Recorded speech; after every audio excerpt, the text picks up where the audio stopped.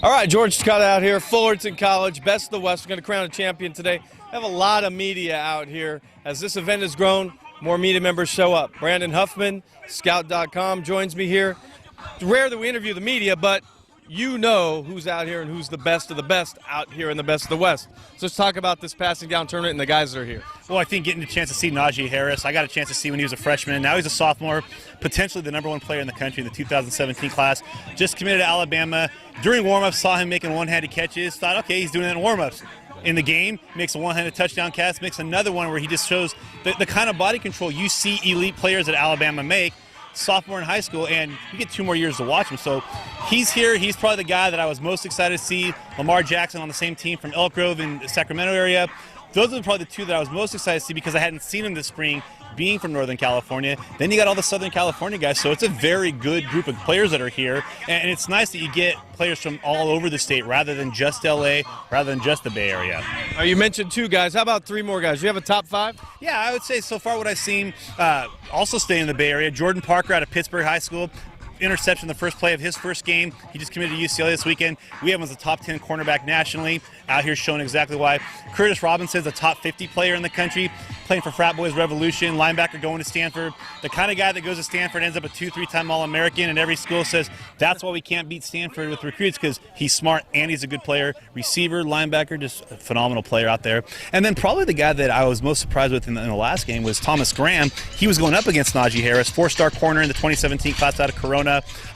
They had some pretty fun battles to watch. So what's great about this tournament is you're not just looking at the 2016 kids. There's some big-time 2017 kids here, so we're getting a chance to see kind of the present and the future. I could probably name another 10, 15, 20. That's how loaded the tournament is. Well, we only have 5 hours of tape left, Brandon.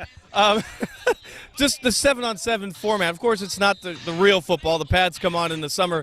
But what do you see out here that says, well, these guys are going to look good in the pads too? Well, I think you see with a lot of the guys, first, competitiveness. You know, who are the guys that want to get out there and that they're trying to take reps from their teammates rather than the guys that are kind of fading to black, that are standing behind, hoping their coach doesn't see them, doesn't throw them out there. So I want to see the competitiveness. Whether they're in pads or out of pads, that's what you're looking for. With the receivers, how do they run their routes? How quickly are they able to get off the jam at the line of scrimmage? What kind of separation are they getting? How do they catch the ball? Are they natural pass catchers? Are they, able to get open, have the body control that they can make catches? With the quarterbacks, what are their reads like? There's no pass rush, but are they still making the right reads?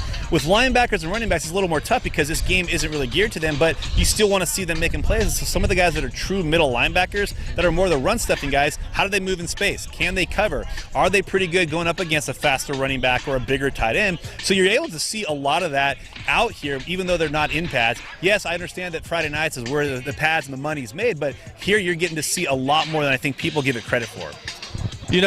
It's football. It's Sunday football. It doesn't matter when it is, what time of year.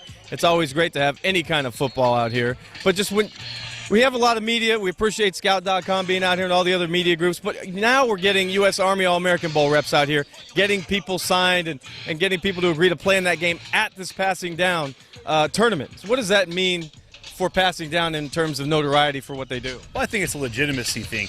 When you think back to the very first passing downs, when Mario Gomez first came to me and said, hey, the Scout want to get involved here, it was a fledgling tournament that very few people knew about. Now you've got all the major media companies here.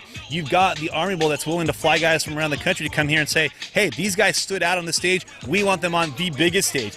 That, to me, is where you really kind of stamp kind of the seal of approval, when it's not just the media that's coming, it's when you get the national the basketball or football version of the McDonald's All-American game saying, hey, the best players there, we want them in the best game that there is. That, to me, kind of just shows that passing down has come so far away, or so far in their 7-8 years, that now you have really the biggest stage on the West Coast. And a day like today, with the beautiful weather you have here, the talent that you have here, and the best of the best are going to be able to represent the United States in the Army Bowl. That's a big deal. All right, he's Brandon Huffman, Scout.com. Appreciate your time and look forward to reading your articles on Scout.com. Thanks for having me on, guys. Thanks for having me here. My pleasure.